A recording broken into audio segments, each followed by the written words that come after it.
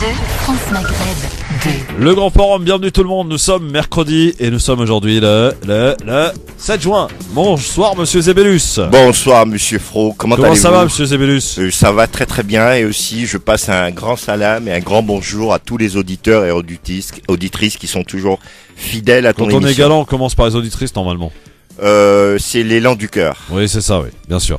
Alors jusqu'à 19h avec au programme 2 invités mon cher Jean-Marc. Tout à l'heure nous recevrons une styliste en deuxième partie.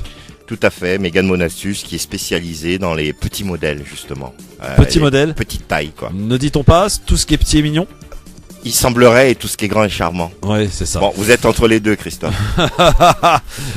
Ouais. Bon vous commencez fort. Dans un instant aussi le j'aime ou j'aime pas, 18h30 bien sûr. Le coup de cœur de Zébélus c'est quoi? Mon coup de cœur, c'est une surprise. Ouais, très bien, donc il en a pas. La vie tranchée, c'est quoi? La vie tranchée, on va encore reparler du Yémen parce que c'est une vraie c'est déjà stratégie. fait, ça, mon ami, il faut changer. On va reparler du Yémen parce que c'est une vraie, c'est vraiment très grave, c'est une catastrophe humanitaire. D'accord, mais faut changer. On va avoir il faut en parler, sensibiliser les gens parce qu'on va encore avoir une famine sans précédent. Ouais. Bon donc vous avez repris vos dossiers de l'autre fois et vous revenez avec. Non, pas du tout, monsieur. Mon dossier est beaucoup plus complet. Voilà, simplement vous êtes un peu BFM.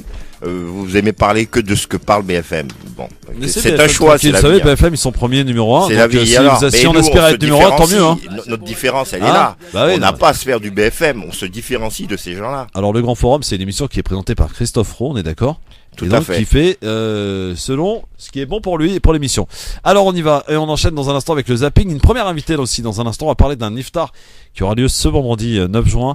C'est un iftar pour sensibiliser la situation des Rohingyas du côté de la Birmanie. On n'en parle évidemment pas beaucoup des Rohingyas. Ces musulmans persécutés qui sont quasiment rayés de la carte en Birmanie. On en parlera donc avec un collectif qui viendra nous rendre visite d'ici quelques instants. Le temps d'écouter un coup de cœur, en guise de coup de cœur, le nouveau titre de DJ Hamida sur France Maghreb 2. Zébélus, il est là, il va manger. Nadia aussi, la Zuni qui va arriver dans un instant sur France Maghreb 2. DJ Hamida à l'instant sur votre radio France Maghreb 2, c'est pas mal ça sent bon le truc de l'été pour en tout cas ce bon son, une sonorité marocaine pour le coup. Merci d'être avec nous sur France Maghreb 2 avec vos appels bien entendu au 01 40 33 9000. Et la question est toute simple mon cher Jean-Marc Zébélus, aujourd'hui vous allez avoir la primeur d'y répondre tout de suite en premier lieu. Les auditeurs vont pouvoir y répondre tout au long de cette émission sur la page Facebook France Maghreb 2 ainsi qu'en nous appelant au 01 40 33 9000. Pensez-vous que Emmanuel Macron va obtenir la majorité absolue dans l'Assemblée nationale, au Parlement, à l'issue des élections législatives des 11 et 18 juin prochains, Jean-Marc? Je pense que oui, il va l'obtenir, vu sa stratégie, vu sa façon de faire. Je pense qu'il l'aura, sa majorité. Pour avoir une petite tendance, vous savez qu'on a les résultats déjà des Français de l'étranger. Et sur les 11 circonscriptions, 10 ont gagné En Marche. La 11e, en fait, en l'occurrence la 9e, n'est pas concerné puisque aucun des candidats n'est investi En Marche. Donc voilà, pour dire. Mais sinon pour les 10 autres, eh bien les candidats En Marche sont en tête dans donc les 10 circonscriptions sur 11 des Français de l'étranger. Donc ça donne quand même une petite tendance assez intéressante pour En Marche. Oui, mais je pense que En Marche va avoir sa majorité, ça c'est clair. Faut pas se leurrer. Ouais. Bon. Et puis de toute façon, le président a besoin d'avoir la majorité pour appliquer son programme. Oui, encore faut-il que le peuple lui donne. Et vu les autres partis, vu comment ça se passe derrière, on n'entend plus parler, plus de grand monde. Il y a certains candidats, quand on les entend parler, ils font un peu peur. Pourtant, c'est des novices, mais il y a pas mal de choses qui manquent. Je pense que cette campagne législative, elle est pas très structurée, notamment pour les partis diverses. Quand tu parles des candidats qui font peur, c'est des candidats de En Marche qui sont pas forcément connus? Pas forcément, non, je parle pas forcément En Marche, je parle surtout des autres, parce que c'est des gens qui ont à cœur certainement de faire partir ceux qui étaient là, parce que il y aurait eu des ingérences et tout, etc. Mais le problème c'est que, bon, et à entendre ce qu'ils proposent, en fait on voit pas vraiment ce qu'ils proposent eux de différent. Ouais. Alors dans l'actualité aujourd'hui, mon cher Jean-Marc, 3 heures de doute et finalement la revendication est tombée. Le groupe Daesh s'attribue les attaques quasi simultanées ce matin à Téhéran. 2 attaques totalement inédites au Parlement iranien et au mausolée d'Ayatollah Khomeini, des lieux emblématiques en plus d'Iran visé au plus haut de l'État par des terroristes. Comment on l'explique comment l'expliquer, mon cher Jean-Marc, alors que d'un autre côté, sur le terrain, les djihadistes perdent du terrain côté syrien. Dans le fief de Raqqa, les forces démocratiques syriennes soutenues par les Américains seraient entrées dans le quartier de Meshleb, dans l'est de la ville, sous coalition menée par les États-Unis. Jean-Marc. C'est une nébuleuse. Oui. Donc, ça veut dire qu'on n'est pas face à une armée structurée en tant que telle. Je veux dire que à tout moment, n'importe qui peut se revendiquer faisant partie de Daesh pour X revendications, pour X raisons. Donc, c'est un ennemi qui est parmi nous et qui peuvent même toucher les gens de notre famille. Donc, c'est très très compliqué à pouvoir neutraliser cette sorte de dissidence, cette nouvelle forme de criminalité en bande organisée. Alors, pour préciser que les forces de la coalition frappent les forces de Bachar el-Assad en Syrie, près des frontières irakiennes et jordaniennes notamment. À signaler au passage que l'Allemagne, Jean-Marc, retire officiellement ses troupes de la base de l'OTAN dans le sud de la Turquie. Ça aussi, c'est important à prendre en compte dans l'échiquier politique. Oui, mais souvent, on a affaire à des retraits diplomatiques, on a affaire à tout ça, c'est du cinéma, du stratagème. D'ici quelques temps, ils reviendront, ils vont retrouver des accords parce que la Turquie et l'Allemagne ont quand même des partenariats, ont quand même une certaine association à un certain niveau de longue date qui est très important. Donc, je dis que c'est peut-être du cinéma. Merci d'être avec nous en direct et c'est beaucoup mieux le micro ouvert. Merci d'être avec nous sur France Maghreb 2 dans votre émission de grand format avec Zébélus, Jean-Marc, notre expert en immobilier, et notre Nadia Lazouni qui est avec nous. Hello, comment ça va Nadia? Très bien, merci. Bonjour et vous, Nadia. Christophe, Jean-Marc. Nadia, tu vas être ravie aujourd'hui. Ah oui? Parce que tout à l'heure nous allons recevoir une autre invitée après 18h et pour nous parler des petites tenues, des tenues pour petite taille. Mannequin de petite taille. D'accord, c'est bien, on pense à... Oui. Ça va dans la continuité de de mon avis tranché la semaine dernière. Ah, très bien. Ah, mais justement, puisqu'on parle d'avis tranché, ça serait quoi le sujet? Eh bien, je vais parler de l'épreuve des transports en commun. Ah d'accord. Voilà. Encore une expérience à nous faire partager peut-être. Un peu. Je suis sûre que c'est une expérience largement partagée avec nos auditeurs. Et je suis sûr que toi, t'as un coup de cœur en moins et que t'as travaillé. Ouais, j'ai un coup de cœur. C'est un iftar, donc un repas de rupture du jeûne qui a eu lieu vendredi dernier à Molenbeek. La fameuse banlieue de Bruxelles. Alors un iftar auquel j'ai participé, donc j'en parlerai davantage. T'es perdu une fois? Oui, c'était très bien ma foi. Et justement, puisqu'on parle d'iftar, on va en parler d'un iftar un peu particulier aussi avec Sakina qui est avec nous. Bonjour Sakina. Bonjour. Bienvenue à toi sur France Maghreb 2. Merci, c'est gentil. Tu représentes le collectif, peut-être un des seuls d'ailleurs qui évoque et parle des Rohingyas. Oui, c'est ça, exactement. Le collectif AMEB, Alto Massacre en Birmanie. Donc c'est un collectif qui existe depuis maintenant 5 ans. Nous sommes en réalité des militants qui nous combattons en fait ce qui se passe actuellement dans les camps Rohingyas, dans certaines régions en Birmanie. Donc voilà, aujourd'hui je viens pour présenter donc un projet qu'on a donc de faire un iftar qui se situera donc à l'espace Mélinda à Épinay-sur-Seine. Donc ça sera de 19h à minuit 30. Donc ça sera donc c'est un iftar vraiment là c'est très particulier parce que bon c'est en faveur des orphelins Rohingyas qui sont réfugiés en Malaisie. Ouais. Voilà, donc notre objectif c'est de récolter un maximum de dons parce que nous avons, je sais pas si vous êtes au courant, mais on a déjà acheté le terrain en Malaisie. Donc qui accueillera une vingtaine d'enfants pour commencer. Voilà, notre objectif c'est de l'agrandir, puis voilà de le meubler, de commencer à accueillir les enfants dans cet orphelinat. Très bien. Alors, je suppose qu'au cours de cette soirée, on va beaucoup sensibiliser aussi les gens. Comment expliques-tu, Sakina, que l'on parle presque pas, y compris d'ailleurs dans les médias spécialisés, de la situation des Rohingyas et pourtant elle est terrible? Alors moi personnellement, c'est mon avis personnel. Oui, bien sûr, Sakina. Ouais. Je pense tout simplement parce que, dans les médias, il y a aucun intérêt. Aujourd'hui, pas de pétrole, pas de gaz. Voilà, exactement. Défendre la cause des Rohingyas, ça n'a absolument aucun intérêt pour tout le monde. L'intérêt peut-être de défendre des êtres humains, non, je sais pas. Voilà, oui, pour les êtres humains. Mais bon, c'est voilà. En tout cas, en ce qui concerne les intérêts politiques, que ça soit géostratégique, quoique, hein. Mais voilà, que ça soit les intérêts géostratégiques, que ça soit les intérêts financiers. Aujourd'hui, défendre les Rohingyas, ça n'a absolument pas vraiment d'intérêt pour, en tout cas, les gouvernements gouverneur. Maintenant, oui, effectivement, en tant qu'être humain, c'est quand même la minorité la plus persécutée au monde. Je pense que voilà, ce qu'on fait actuellement sur place est atroce. Hein. C'est là, on n'a jamais vu des horreurs pareilles, quoi. C'est des villages brûlés, c'est des femmes violées, c'est des enfants noyés. C'est voilà. Ça se passe bien au Cambodge. Non, c'est en Birmanie. En Birmanie, ça, mais à la frontière du Cambodge. Non. C'est la frontière du Bangladesh. Bangladesh. Ouais. Donc c'est l'État d'Arakan. Là où se situaient les camps Rohingya. Ces camps-là, c'est les gens quand même entassés dans des camps. Hein. Ils n'ont pas du tout la possibilité d'en sortir. Ils sont encadrés par des militaires. Ça fait penser un peu aux Khmers rouges avec leurs horaires en fait. C'est pour ça que je parle un petit peu les horaires des Khmers rouges. On fait beaucoup de massacres, des viols, des choses vraiment. Donc je me disais si c'était pas toujours dans l'idéologie politique des Khmers rouges de détruire certains peuples, certains ethnies. Bien sûr. De toute façon, le viol, pour moi, c'est une arme de guerre. Hein, que ce soit le viol, c'est la destruction psychologique. Mais en fait, le viol, il n'est pas fait. Il est fait toujours c'est pas de la perversité, mais c'est chercher à détruire l'autre, à le diminuer, à le faire perdre sa raison d'exister. Exactement. Tout simplement. C'est ça. C'est quand on. Nadia, là-dessus sur les Rohingyas. Alors, oui, moi je connais bien la MEB, puisque j'ai une très bonne amie qui a longtemps été bénévole à la MEB, Asma.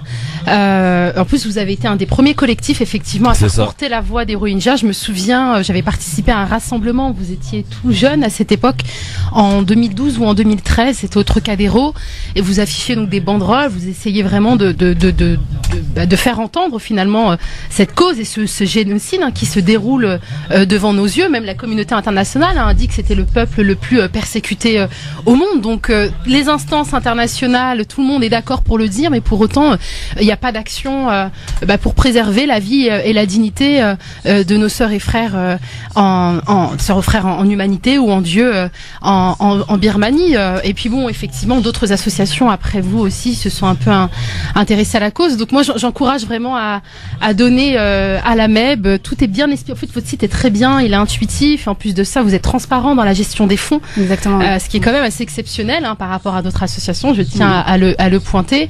Il y a très peu d'argent qui est déboursé dans la communication. Vous n'êtes pas là à faire des grands coups de com', mais vraiment vous privilégiez justement entre guillemets l'investissement, la sensibilisation et l'investissement dans la politique. Voilà, la diplomatie aussi. Je crois que vous avez financé un abri un peu de fortune. Je sais plus ce que c'était. Vous aviez mené une opération à un moment donné. C'était l'année dernière ? Oui, possible. Oui, on a rénové une école coranique. Rénover une école coranique, et je crois que vous avez aussi construit des abris pour accueillir les réfugiés. Aider au financement de la construction d'abris au Bangladesh. Oui, ça doit être ça, possible. Non, ça c'est pas notre action. C'est pas vous. Bon, c'est quelqu'un d'autre. Okay. En tout cas, on rappelle l'Iftar, donc qui aura lieu ce vendredi, c'est ça, vendredi. C'est ça, le vendredi. À Épinay-sur-Seine. Et voilà, donc vous avez sur la page Facebook, c'est quand même, on l'a pas mal diffusé. Vous avez un lien de réservation. C'est beaucoup mieux de réserver, car malheureusement nos places sont limitées. Donc c'est beaucoup mieux de réserver sur le lien qu'on a mis. Ça se passe où exactement ? C'est alors l'adresse. Oui, il faudrait peut-être l'adresse. Oui, peut-être. Ouais, un numéro de téléphone. On a proximité où est-ce qu'on peut réserver ? Alors tout ça, ce que je te propose, Sakina, c'est que tu nous regroupes tous là et on en reparle juste après la pub. Si vous voulez poser évidemment des questions sur les Rohingyas, apportez votre témoignage, profitez de la présence de Sakina, de ce collectif, de ce mouvement qu'il faut saluer, comme le disait Nadia, un des seuls à se mobiliser pour les Rohingyas. Vous nous appelez au 01 40 33 9000. Bienvenue dans le grand forum avec Zébélus et Madame Lazouni. Le grand forum, merci d'être avec nous, avec Jean-Marc Zébélus et avec Nadia Lazouni qui sont avec nous, et on reçoit également Sakina du collectif. Le collectif s'appelle comment ? Collectif AMEB. AMEB, voilà, donc Alto Massacre en Birmanie, effectivement, pour parler des Rohingyas et surtout de ce iftar qui aura lieu ce vendredi à Épinay-sur-Seine. Nous recevrons dans le cadre des législatives tout à l'heure un nouveau candidat dans la 11e circonscription des Bouches-du-Rhône à Marseille, monsieur Mohamed Lakida, qui marche et roule pour En Marche, justement. Tout à l'heure, 18h, c'est tendance, c'est la grande mode. Alors, ma chère Sakina, donc est-ce que vous avez regroupé toutes ces informations pour les auditeurs afin donc d'être le plus précis possible justement sur ce iftar qui aura lieu ce vendredi et qui est ouvert à tout le monde, rappelons-le.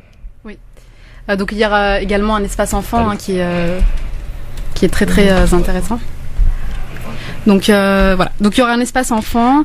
On aura quand même pas mal dans le programme, il y aura quand même pas mal de choses. Vous attendez combien de personnes à peu près? Alors on prévoit projections 200 personnes. 200 personnes. Pour l'instant, on en est où au niveau des réservations? Une cinquantaine. Une cinquantaine. Donc, mesdames, messieurs, les auditeurs, auditrices, faites part à vos amis, à votre famille, à votre cousin, à votre voisin, qui a un iftar pour la bonne cause. Donc, il serait bon d'y participer. Pour cela, il faudrait se rendre à Épinay. Exactement. Alors, donc, c'est à Épinay-sur-Seine, c'est 195 route de Saint-Leu. Épinay-sur-Seine. Donc, l'espace, c'est la salle de Mélinda. Et on a quoi comme moyen de transport le plus proche? Alors vous avez le RER, donc c'est le train. Le train Épinay-Villetaneuse, c'est ça? Oui, c'est ça exactement. Épinay-Villetaneuse. Sinon vous avez un bus, le 360. Et c'est à combien de... Franchement, c'est à côté. C'est à pied. Vous pouvez y aller à pied. 4-5 minutes à pied. Est-ce qu'il y a un numéro de téléphone pour les renseignements, Sakina? Oui, alors c'est 06 66 52 97 73. Ah, je le connais celui-là. 06 66 52 97 73. Ça c'est pour les renseignements et pour les réservations éventuellement? Oui, c'est pour les réservations, c'est pour tout. Très bien. Après vous avez aussi comme je vous ai expliqué sur la page Facebook, on a mis un lien. La page Facebook s'appelle Collectif Alto Massacre en Birmanie. Voilà, on va tous liker s'il vous plaît. Soyons là pour le coup. Voilà, comme on le dit souvent, on a la possibilité d'agir, la possibilité de dénoncer, et pour le coup, on peut agir en étant présent ce vendredi donc à cet iftar du côté d'Épinay-sur-Seine, en relayant aussi les messages de ce collectif Alto Massacre en Birmanie sur la page Facebook. Donc n'hésitez pas. Un auditeur qui souhaite nous apporter un complément d'information au 01 40 33 9000. Il s'appelle Rabat. Bonsoir Rabat. Oui, bonsoir à vous, bonsoir mesdames et bonsoir messieurs. Bonsoir Rabat. Écoutez, c'est formidable en ce jour que le sujet soit pour les Rohingyas une second. Moi, j'ai un complément d'information à vous communiquer. Oui. Il se trouve que dans la ville d'Evry va être projeté un documentaire qui s'appelle Mécanique de la haine. Et donc, ce documentaire concerne les Rohingyas et qui sera projeté donc au cinéma Le Luxi à Ivry-sur-Seine aujourd'hui 7 juin. Ivry, pas Ivry. Ivry-sur-Seine. Voilà. Le 8 juin, il y aura aussi une deuxième projection avec donc une rencontre, excusez-moi, je suis un peu ému, avec Madame Morgane Reich, qui est d'Amnesty International, à 20h. D'accord. Et donc, ce document a été fait, si vous voulez, par Monsieur Barbet Schroeder. Voilà. Et qui nous rappelle que, si ce n'est qu'en 2012, le solde était de 80 morts, 100 000 déplacés et 4200 maisons brûlées. Là, je vous donne lecture du texte du réalisateur. Et ça tourne aussi, et on rappelle ce sinistre moine bouddhiste qui s'appelle Wiratu, et qui est un prêcheur de haine. Et donc, j'attire votre attention sur ce documentaire qu'il faut absolument pas rater, et que tout ce qui est sujet contre cette ignominie qui se déroule et dont on fait les uns et les autres, je veux dire en proportion sur le drame, la sourde oreille, il serait bon que nous puissions regrouper nos informations. Apparemment, il se passe des choses et que le plus possible de monde puisse y participer, voir, commenter, assister. Et quand on a la chance d'avoir donc ce document et quand on a la chance d'avoir Madame Morgane Reich d'Amnesty International donc qui débattra après la projection du document, je vous invite vivement à ce que nous puissions au moins à ce titre-là être témoins de ce qui se fait et de voir ce qu'on peut y faire. Merci Rabat en tout cas de ce bon plan pour ce qui est de Ivry-sur-Seine. Salut à toi Rabat. Vous voulez peut-être le numéro de téléphone du cinéma pour les informations? Oui, allez-y. Oui, alors donc c'est le Luxu qui est au 77 avenue Georges Gosna. Ouais. Le téléphone est le 01 72 04 64 60. 01 72 04 64 60. Soyez le plus nombreux possible, surtout pour voir le document et participer au débat. Merci Rabat, merci beaucoup. Alors Sakina, je suppose que Rabat qui vient d'évoquer ce documentaire, vous avez peut-être entendu parler. Aujourd'hui, on parle donc juste pour expliquer un petit peu aux auditeurs, les Rohingyas donc sont originaires de Birmanie, mais aussi sont éparpillés par cette tragédie qui les touche. En tant que réfugiés, notamment au Bangladesh, en Malaisie aussi.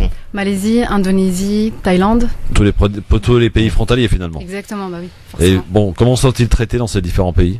Ça dépend. Bon, Malaisie. Après, on peut pas, parce que bon, le Bangladesh par exemple, on a tendance à beaucoup leur jeter la pierre parce que voilà, ils sont pas forcément bien accueillis sur le territoire. Mais bon, faut savoir que déjà c'est un pays qui est très très pauvre. Bangladesh, oui. Ouais, c'est déjà leur situation, elle est très difficile à gérer. Donc en plus des Rohingyas. Réchauffement climatique, etc. Exactement. Ils sont en train d'avoir pas mal de conséquences là-dessus. Donc ça peut se comprendre. Exactement. C'est un pays qui est très pauvre. Ils voient des gens arriver et vouloir prendre leur pain.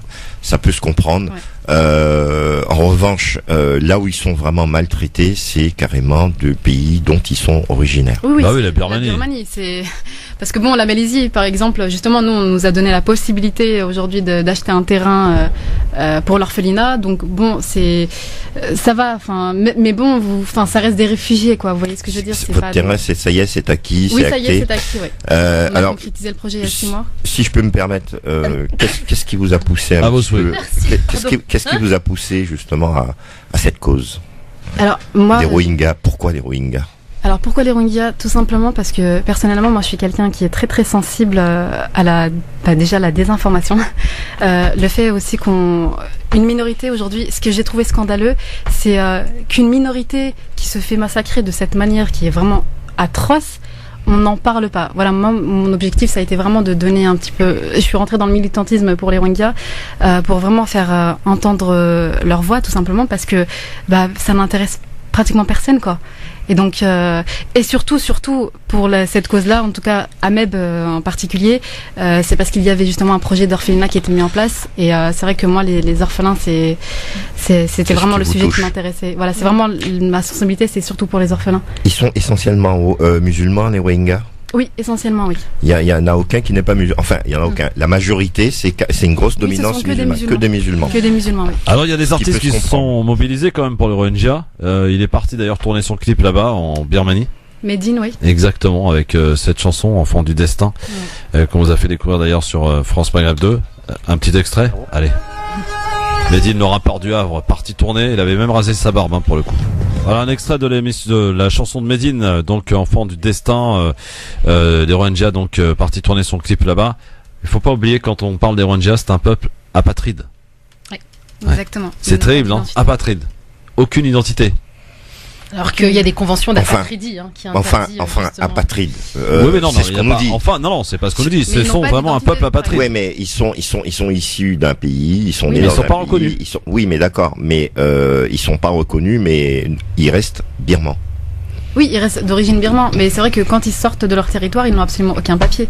Même pour les reconnaître, c'est très difficile. Hein, même pour avoir ne serait-ce que le statut de réfugié politique, par exemple en France, ou ne serait-ce que ça, c'est très difficile parce qu'ils n'ont pas de papier. C'est de la volonté politique, tout ça. Hein, c'est rien d'autre. Hein. Alors on va rappeler les informations pratiques, Sakina, avant de te libérer pour ce vendredi, donc et pour ce iftar. Et il est important à tous les auditeurs auditrices de se mobiliser. Je sais que malheureusement, faut le dire, faut dire les choses clairement, c'est qu'on n'emploie pas la langue de bois dans cette émission.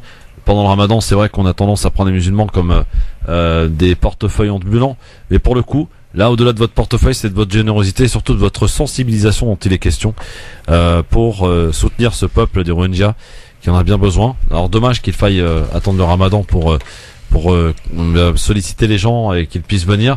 On a l'impression que les auditeurs, enfin que les gens, les musulmans en général, sont plus réceptifs quand il y a Ramadan. Après, c'est autre chose. Mais peut-être, Sakina, tu peux nous dire, est-ce que vous constatez quand même une augmentation des dons depuis que l'AMEB a vu le jour? Ah, bien sûr, c'est de toute façon nos plus grosses récoltes de dons, c'est pendant le mois de Ramadan. D'accord, mais pendant l'année, c'est pas assez régulier. Ça dépend. Ouais. Oui, c'est bien et en même temps, ça pose beaucoup de questions. C'est bien et en même temps ça pose énormément de questions sur la sensibilisation des gens. Dommage qu'il faille se priver de manger, de boire et de tout le reste pour être sensibilisé à la cause des gens pauvres dans le monde. C'est toute l'année, même quand on mange un bon steak le midi, on devrait être sensibilisé, quoi. Enfin, je sais pas, moi j'ai du mal à saisir et du mal aussi à saisir que. Alors c'est vrai que maintenant les gens donnent de moins en moins, on l'a constaté. parce que les gens sont tellement sollicités de partout. Vous allez ne serait-ce que dans les magasins, devant les magasins, en fait, les épiceries, il y a toutes les collectes possibles et imaginables. Mais on est non seulement sollicités, ça c'est vrai, mais il y a surtout un problème d'opacité. Oui, c'est ça. Au niveau de la gestion financière des organisations. Tout à fait. Il y a un véritable problème. Les associations ne publient pas les livres. Ouais. On ne connaît pas, on ne sait pas qui sont les salariés, qui sont les bénévoles. La Donc je pense charge qu'à un moment salariale, donné, la masse salariale. voilà, ce qu'elle représente. à un moment donné, et puis aussi beaucoup d'argent investi dans la communication. Ouais. Donc les gens commencent à venir un peu méfiants. C'est pour ça que moi la MEB, voilà, c'est vrai que c'est mon association coup de cœur. Je sais où va mon argent, et moi personnellement, ça me rassure de voir une association qui ne dépense pas les dons dans la communication. Ils ont acheté un terrain d'ailleurs en Malaisie pour Oui, un c'est ça. orphelinat. Si je puis rajouter une chose, Ouais, donner consiste pas à se diminuer. Je veux dire, si on peut donner un petit peu à chacun, un minimum, c'est avec, comme on dit, la générosité du cœur, plus le minimum, ça va toujours aider. Il n'est pas question de donner tout son argent ou de donner des sommes folles. Je pense que donner un petit peu à tout un chacun pour la bonne cause, ça va pas chercher très loin et ce n'est que bénéfique. Et c'est aussi une manière aussi de montrer à nos enfants, d'éduquer nos enfants en leur montrant justement qu'on a aussi cette pensée, cet élan de générosité pour les plus opprimés dans le monde. Alors, Sakina, on rappelle donc les infos pratiques pour participer, assister à ce iftar, donc vendredi prochain. Donc c'est vendredi 9 juin. Voilà, vendredi 9 juin de 19h à minuit 30. C'est vrai que c'est un bon jour ça, 9 juin. Ouais. 9 juin. Ah, Oui. c'est l'anniversaire de mon mariage pour ça. C'est vrai, Voilà. c'est beau, Madame Fro. Lequel, le premier ou le deuxième mariage? Donc, Salaud. Mais c'est vrai que je voulais rajouter quand même quelque chose concernant la communauté musulmane, c'est que justement vous parlez de communication, c'est très intéressant. Nous on en fait à notre niveau, parce que bon on essaie justement de sensibiliser les gens à travers des conférences, Ouais. à travers. Mais la cause Rohingya en particulier, comme justement elle n'est pas médiatisée, et malheureusement la communauté musulmane elle-même, elle est victime de ça, puisque ce n'est pas médiatisé, on va dire à une grande échelle, je sais pas moi BFM, et ben ça ne touche pas réellement en fait. On a l'impression que au-delà même du Ramadan, voilà, c'est ça que je voulais en venir. C'est les périodes où justement les gens donnent le plus, c'est là où il y a des massacres. En fait, C'est comme vrai. si les musulmans On l'a constaté pour le Gaza en 2014. Ouais, on se souvient, mais en 2009 avec l'opération Endurci. Endurci aussi. Ouais. On dirait qu'ils attendent un Il y a gros encore eu un massacre mort à Gaza ce matin. pour commencer à donner. Ouais, c'est vrai qu'on n'est pas dans la prévention. Exactement, ouais. Et on est beaucoup dans l'émotion. Dans l'émotion, Voilà. la réaction. Ça c'est un gros problème. Maintenant, il faudrait. Faut que ça change, Sakina. Exactement, Voilà. voilà. Alors ça va changer si vous le voulez bien avec tous les auditeurs de France Maghreb 2 du Grand Forum qui vont venir assister à ce iftar, donc écoutez du côté d'Épinay-sur-Seine ce vendredi. On rappelle les infos pratiques, Sakina, s'il te plaît. Donc c'est 195 route de Saint-Leu Oui. à Épinay-sur-Seine. Donc le numéro de téléphone pour les réservations c'est 06 66. Doucement, parce que tu sais, les gens sont en voiture, sont en mouvement, là, faut qu'ils s'arrêtent, ça, pas sur la bande blanche, sur la ligne blanche, parce que sinon on va se prendre voilà. On y va tranquille. 06 66 oui 52 oui 97 oui 73. Je me répète. 06 66 52 97 73. Aussi, j'insiste, franchement, essayez de plutôt réserver sur le lien qu'on a mis sur Facebook, qui est le lien With Event. Au pire des cas, vous m'appelez et puis moi je vous l'enverrai par texto. C'est très important de réserver car malheureusement, on a déjà eu affaire à un gala où on a dû renvoyer des personnes parce qu'elles n'avaient pas réservé leur place sur With Event. Alors c'est quand? C'est quel jour? C'est vendredi 9 juin. Dis-le Vendredi tout à l'heure, 9 juin. Jean-Marc. Excuse-nous de te réveiller. C'est histoire de répéter. Alors le Merci. prix, Ouais. alors Parce le que t'as prix, dit que c'est... c'est- Ah oui, c'est un prix, oui, Le il faut prix, payer. ouais, quand même. Ouais. Voilà, oui, c'est... Ah oui, il faut sortir les flouses, ouais. Oui, parce que Combien c'est l'iftar, donc on paye les cuisiniers. Ouais. Donc c'est 25 € l'entrée pour les adultes. Pour les moins de 12 ans, ça sera 15 €. Et je me répète, il y aura également un espace enfant qui est vraiment très très bien puisque ça laisse quand même... Et on mange quoi? Le 9 juin. Ouais. Oui, on mange, c'est ça, on mange quoi C'est pas important, Oui. c'est la présence qui Si, compte. on mange quoi? Exactement. Oui, si vous voulez, Et je peux vous donner le menu. il y a- Bah oui, donne le menu. Alors pour le menu, bon c'est vraiment... bon, ça sera très très bon. Hein. C'est-à-dire Donc en entrée, on aura donc des briques poulet et thon. D'accord, Il y aura une hrira, donc charba hrira. d'accord. Il y aura une salade composée. Pour le plat principal, donc ça sera rôti de veau, pommes de terre sautées et haricots verts. Ça, c'est du bon C'est repas, ça. copieux, Ah, Nadia, tout ça. c'est Oui, cool. c'est ce que j'allais c'est dire. Ramadan Ouais. quand même. On 25 a pensé € aux dis gens. donc. Non, mais j'ai Et connu des. franchement, Attendez. franchement, le prix il est vraiment pas cher. Non, non, mais c'est vrai. Vu, non, mais vu la Votre gala, proposition Le du thé menu, y compris, c'est pas cher du le tout. thé y compris. Exactement, thé, Ah bah, café, c'est bon. les desserts, ça sera les fruits de saison. Donc Ouais, c'est- franchement, Sakina, je vais te dire un truc. Super. Je vais te raconter un truc. J'ai été invité à des iftars, je vais pas dire par qui ni comment. Ouais. Mais une simple soupe, Franchement, ça c'est m'insulter. Christophe, je te dis honnêtement. Christophe. Mais alors là, franchement, l'important c'est de participer. C'est le top. N'oublions pas que le Maradan a un côté spirituel. Côté spirituel. On n'est pas là pour se goinfrer. Je veux dire, si quelqu'un vous donne un bol de soupe avec le cœur, avec tout ce qu'il peut, je pense que c'est aussi appréciable que d'avoir un gros gigot. Bienvenue chez les Bisounours avec Jean-Marc. Je veux dire, c'est pas grave, mais j'y suis bien dans mon monde. Oui, reste-y. Et j'y suis heureux. Mon cher Sakina, donc merci d'être venu en tout cas, et puis rendez-vous à tous les auditeurs ce vendredi 9 juin. On rappelle le numéro de téléphone avant de partir, 06 66 52 97 73. Et c'est pour pour les Rohingyas. Pour les Rohingyas, bien sûr. Faut péter tout le On dit d'ailleurs on dit Rohingya, on dit Rohingya. Oui, il y en a qui disent Rohingya, enfin moi je dis Rohingya. Rohingya. Ouais. Mais voilà, c'est très important, franchement, j'insiste énormément. C'est un peuple qui est persécuté, qui est oublié, qui est complètement isolé. Personne ne leur donne aucun intérêt parce qu'il n'y a pas justement d'intérêt superficiel. Si vous permettez, alors vous avez acheté un terrain, c'est pour construire un orphelinat. Exactement, oui. Et il va falloir aussi des sous pour ça. Exactement, c'est pour ça qu'on fait justement vous faites cela, et donc vous appelez aussi aux gens qui seront pas forcément à votre soirée. Exactement, oui. Et s'ils veulent faire des dons, ils peuvent s'adresser où? Vous avez un site internet pour ça? Voilà, on a un site internet. On peut avoir les collectifs. Exactement, oui. Alors le mieux, ça serait donc se connecter sur le groupe, donc sur Facebook. Vous avez la page Facebook, vous avez la possibilité de faire des dons. Sinon, vous avez le site internet. Dons en ligne, hein. On peut faire des dons en ligne. Vous pouvez faire des dons en ligne, exactement. D'accord. Donc vous avez l'adresse mail aussi du collectif qui est collectifameb@hotmail.fr, donc en minuscule. Et voilà, donc vous pouvez effectivement faire des dons à travers notre site internet aussi, www.collectifameb. Et par rapport à ces orphelins, vous allez... Ah mais attends, t'as pas donné le site www.collectif. Oui, donc c'est le site, vous tapez sur Facebook, sur Google, pardon. Google. Vous tapez Collectif Ameb, vous allez avoir le site internet. Collectif Ameb, vous pouvez épeler H-A-M-E-B. B comme bateau. Donc c'est pas Ahmed, mais Ameb. Comme Baba. et comme Bisounours. Vous avez l'intention de mettre en place un principe, je veux dire, d'adoption à distance. C'est-à-dire tout parrainer un enfant. Alors tous les mois, c'est une etc. très bonne question. Effectivement, on va mettre ce système-là lorsque l'orphelinat aura ouvert. On aura juste. Vous projetez. Voilà, exactement. On mettra en place à ce moment-là un système de parrainage parce que bon, le terrain, il faut. Ça fait pas tout. Il y a beaucoup d'entretien. C'est pas ce qui coûte le plus cher, le terrain. Exactement. Ça va être la construction, les infrastructures, mettre aux normes. Le businessman qui revient dans les devant de la scène. Exactement, oui. Parce qu'après, il faudra payer les professeurs, le directeur, les bénévoles, les personnes qui seront là pour s'occuper de l'éducation des enfants. Voilà, il y aura aussi un jardin pour cultiver la terre, pour aussi faire de la pêche, parce qu'on prévoit quand même de leur faire des activités. J'insiste vraiment parce que pour moi, comme je vous disais au départ, moi ce qui m'a vraiment poussé à rentrer dans le collectif, c'était le projet d'orphelinat. Faut savoir que notre communauté, elle a besoin d'éducation, elle a besoin de cadres. Les orphelins ont une place extrêmement importante. Voilà, ils ont besoin de cadres parce que ces enfants, peut-être qu'on cadrera aujourd'hui, qu'on éduquera, c'est peut-être eux plus tard qui vont se battre pour cette cause et qui feront bouger les choses. Mais pour cela, on est obligé de les éduquer. Tout à fait. Donc j'appelle vraiment sincèrement les musulmans à se réveiller et puis vraiment à partir. Même les non-musulmans. Et les non-musulmans. Même les non-musulmans, parce que c'est une cause humaine. Hein, on est d'accord. C'est ouvert à tout le monde. Exactement, même les non-musulmans. Et de l'instruction naît la grandeur des nations. Exactement. Bien merci Sakina en tout cas et à très bientôt sur France Maghreb. Merci. Merci. Bon iftar donc pour ce vendredi du côté de Épinay-sur-Seine. Dans un instant. Oui, qu'est-ce qu'il y a? Non, c'est bon. Non, j'allais dire une bêtise, donc on va. C'est le Ramadan, on va éviter. Non, je disais juste que le clip qui est devant tes yeux, Jean-Marc, n'est pas très spirituel, parce que tu parlais de spiritualité tout à l'heure. T'inquiète pas. Le mec se fait passer pour le plus spirituel du monde.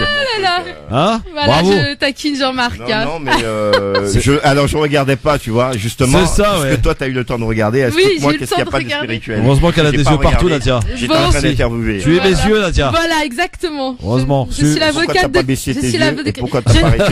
J'ai détourné mon regard après. Si t'as vu qu'il est comme ça, je suis revenue à ma chronique, je tiens à le dire. Dans un instant, on les invite tranchés de Nadia Lazouni et Jean-Marc Zébélus avant de parler, avant d'accueillir notre invité politique du côté de la 11e circonscription des Bouches-du-Rhône, le candidat En Marche, et avant d'accueillir une styliste, donc un bon grand LGF aujourd'hui jusqu'à 19h. France Maghreb 2, France Maghreb 2. Bienvenue à tous sur France Maghreb 2, c'est le grand forum. Et oui, vous êtes bien jusqu'à 19h installés avec Nadia Lazouni, avec Jean-Marc Zébélus. Ils sont avec nous aujourd'hui à 19h. On va saluer aussi notre deuxième invité qui est rentré en studio.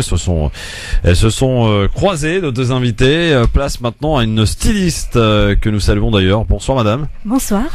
Votre donc Jean-Marc, tu nous présentes un petit peu ton invité. Alors c'est Mégane Monatus qui est styliste, modéliste, créatrice de mode et qui fait des modèles pour les personnes, les femmes de petite taille.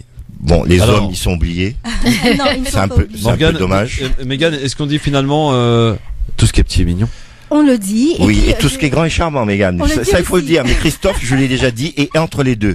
Il a pas de chance. Non, il est entre les deux. Taisez-vous. Les deux. Mégane, allez-y. Ouais. Mais ne vous laissez pas impressionner. Ce que je tiens à dire, c'est que là, on parle de femmes petites de taille et pas de femmes de petite taille. Est-ce que vous voyez la différence? Souvent, quand on parle de femmes attendez, faut que ça monte à mon cerveau. Répétez.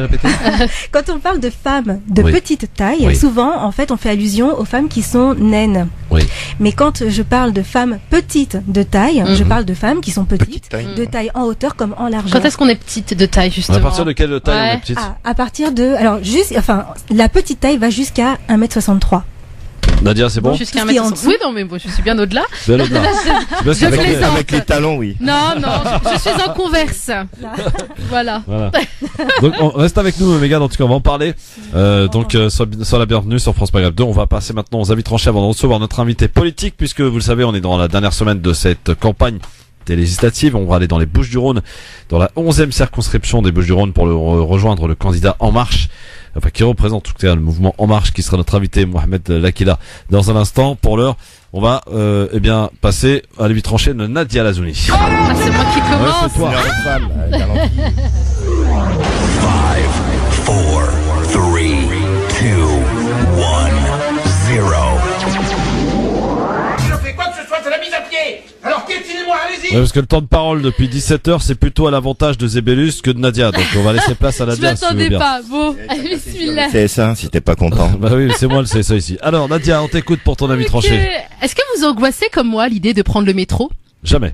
Que les choses soient bien claires. Je ne suis ni agoraphobe, ni oclophobe. Je dirais que je suis pourriturophobe, saletéophobe ou encore mauvaise odorophobe. Ah oui, ça. Descendre sur le quai d'un métro, c'est comme ouvrir la porte des toilettes ou le couvercle des toilettes publiques. Vous y trouverez l'odeur de l'urine et de quelques frites trempées dans de la sauce samouraï qui font le bonheur des estomacs des rats qui défilent comme l'ombre furtive d'un cambrioleur.